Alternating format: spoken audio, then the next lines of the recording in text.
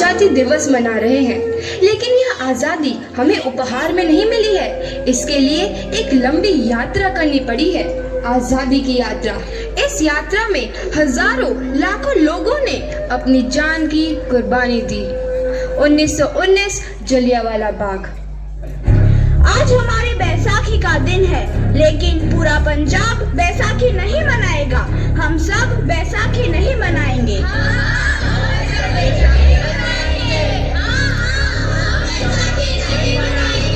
जब तक हम अंग्रेजों को भारत से बाहर नहीं निकाल देते, पूरा पंजाब बैसाखी नहीं मनाएगा। अच्छा, तो तुम सब हमारा विरोध करता है, भाग जाओ यहाँ से। इसका अंजाम बहुत ही बुरा होगा।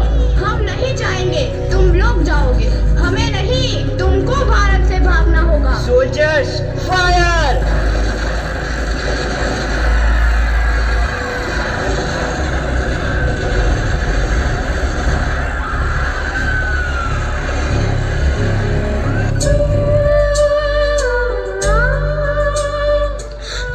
ये जमीन हमारी, ये धरती हमारी, ये खेत हमारे। अभी थोड़ी देर पहले हमारी ये फसलें लहरा रही थी, पर इन अंग्रेजों ने हमारी फसलें बर्बाद कर दी। इन अंग्रेजों ने एक ही झटके में इन सब फसलों को काट दिया। अंग्रेजों, तुम्हारे इस अत्याचार से हम डरेंगे नहीं। इस अत्याचार का बदला लेकर रहेंगे। हम आजादी लेकर रहेंगे। जलियांवाला बाग हर हिंदुस्तानी की आंख नम कर गया। इस कांड में कितने मासूमों की आहुति चढ़ गई, इतनी हैवानियत से इंसानियत कत्ल कर दी गई। जलियांवाला बाग के हत्याकांड ने आजादी की आग में घी देने का काम किया। मासूम औरतों, बच्चों की दर्द भरी चीखें और सिसकियां इनकलाब का गूंज बनकर उभरी। लाला लाजपत राय, भगत सिंह, राजगुरु, सुखदेव सरीखे क्रांतिकारियों ने भारत की इस जमीन से विदेशी दरिंदों को निकाल फेंकने के मंसूबे मजबूत कर लिए। 8 अप्रैल 1929 लाला लाजपत राय के नेतृत्व में साइमन कमीशन के खिलाफ एक भारी जुलूस निकाला गया। Simon commission, Simon commission, Simon commission, Simon commission, Simon commission, Simon commission, Simon commission, Simon commission, Simon commission. बेवकूफ इंडियंस, तुमको हमारी बात समझ में नहीं आती। Stop this. Simon commission. नहीं मानता। आई से स्टॉप दिस। लाला जी, आप आगे बढ़ो, हम आपके साथ हैं। लाला जी, संघर्ष करो, हम आपके साथ हैं। लाला जी, संघर्ष करो, हम आपके साथ हैं। लाठी चार्ज करो!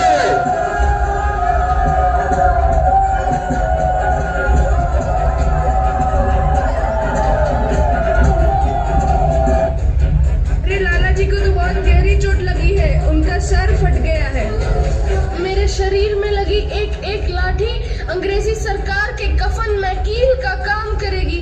ये आजादी की लड़ाई रुकनी नहीं चाहिए। ये जिम्मेदारी मैं तुम सबको सौंप कर जा रहा हूँ। लाला लाजपत राय की दर्दनाक मौत के बाद भगत सिंह, सुखदेव, राजगुरु वतन के इन मतवालों के खून में ऐसा उबाल आया जिसका सामना करना अंग्रेजी सरकार के लिए मुश्किल हो गया। अंग्रेजों को करारा जवाब देने के लिए स्कॉट और सैंडर्स को मारने की रूपरेखा रची गई।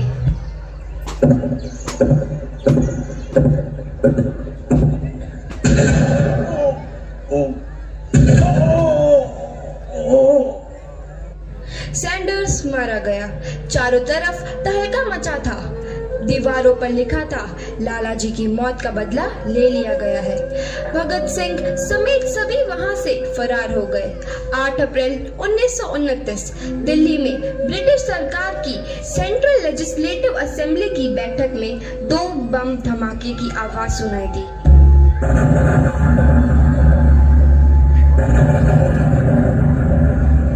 इन धमाकों ने अंग्रेज अंग्रेजी हुकूमत को हिलाकर रख दिया।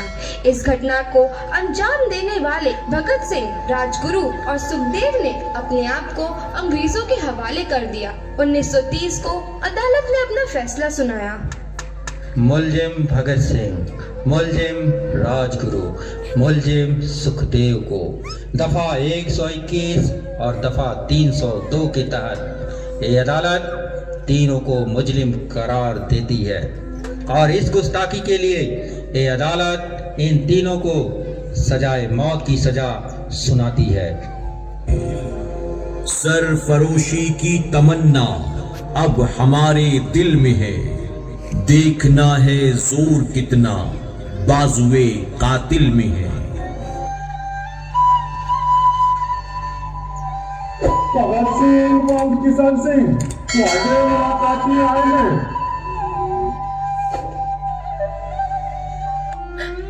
पुत्र की हाल है तेरा?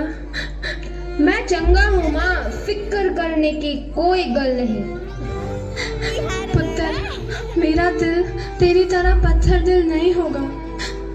तेरी ये गला सुन के मेरा कलेजा फटे जा रहा है। माँ, मेरा दिल कोई पत्थर जैसा नहीं है, एक वतन परस्त का दिल है जो मेरे देश प्रेम के जज्बे को ताकत देता है। बेटा, मेरा लाल।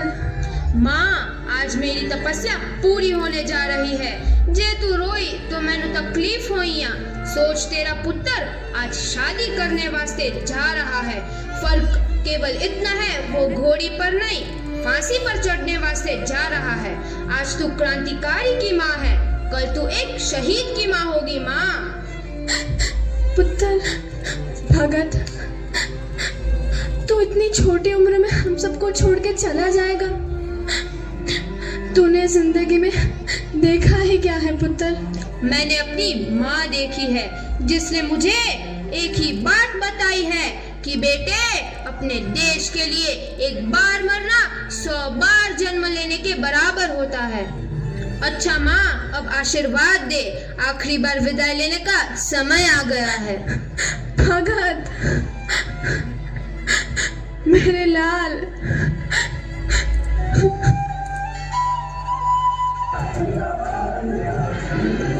भगत सिंह, तुम्हारी कोई आखिरी ख्वाहिश? हमारे हाथ खोल दिए जाए। हम तीनों दोस्त एक दूसरे से गले मिलना चाहते हैं। उनके हाथ खोल दिए जाए।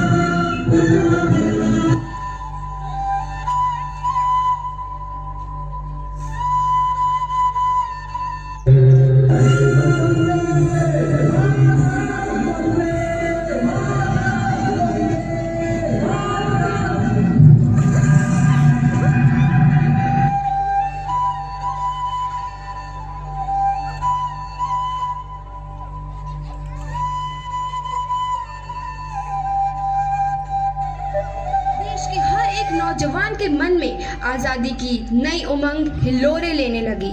अंग्रेजों भारत छोड़ो का नारा जोर पकड़ रहा था। सबने एक आजाद भारत का सपना देखना आरंभ कर दिया था। हर कोई अपने अपने ढंग से इस महायज्ञ में अपनी आहुति दे रहा था। सुभाष चंद्र बोस, रानी लक्ष्मीबाई, तात्या टोपे और मंगल पांडे जैसे शहीदों की कुर्बानी रंग लाई। 15 अगस्त 1947 को भारत आजाद हुआ। जोरदार तालियों